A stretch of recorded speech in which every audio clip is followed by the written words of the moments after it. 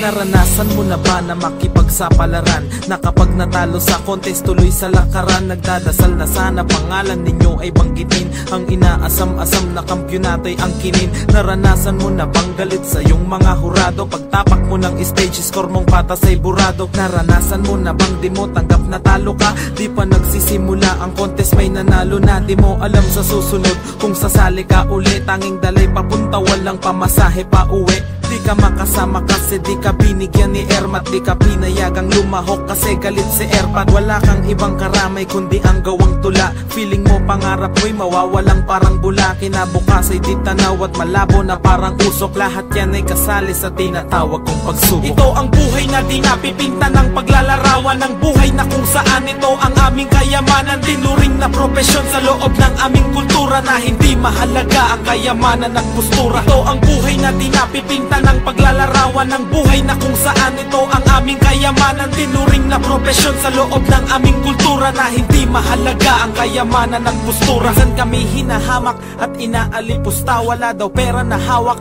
at wala rin pampusta. Sabi ko ano ngayon, wala kang pakialam, sira yata ang ulo mo o baka baliw ka lang. Ang turing sa amin ay Bisaya dahil sa pananamit, marami sa aming di na kaya dahil sa pananakit. Marahil yung iba sa amin lalo pa na sumusuko, dahil yung daan nila parang lupa na gumuguho. Pinilit nilang sumuong sa mabubog at masukal, kapalarang mapait parang nasunog na asukal. Ang ibang level na magdaya pa sa politiko, questionin mo lang sila, ituturing kang kritiko. Sumusulat ako dahil sa Diyos at sa aking dignidad, makagawa ng alamat tulad ni Felix Trinidad. Tuloy pa rin sa pagsulat kahit magalit ang iba, ilalahat ko kung paano ko ginamit ang tinta. Ito ang buhay na di napipinta ng paglalarawan, ng buhay na kung saan ito ang aming kayamanan. Tinuring na propesyon sa loob ng aming kultura, na hindi mahalaga ang kayamanan at postura. Ito ang buhay na di napipinta ng paglalarawan, ng buhay na kung saan ito ang aming kayamanan. Tinuring na propesyon sa loob ng aming kultura, na hindi mahalaga ang kayamanan at postura. 10 taon ako noon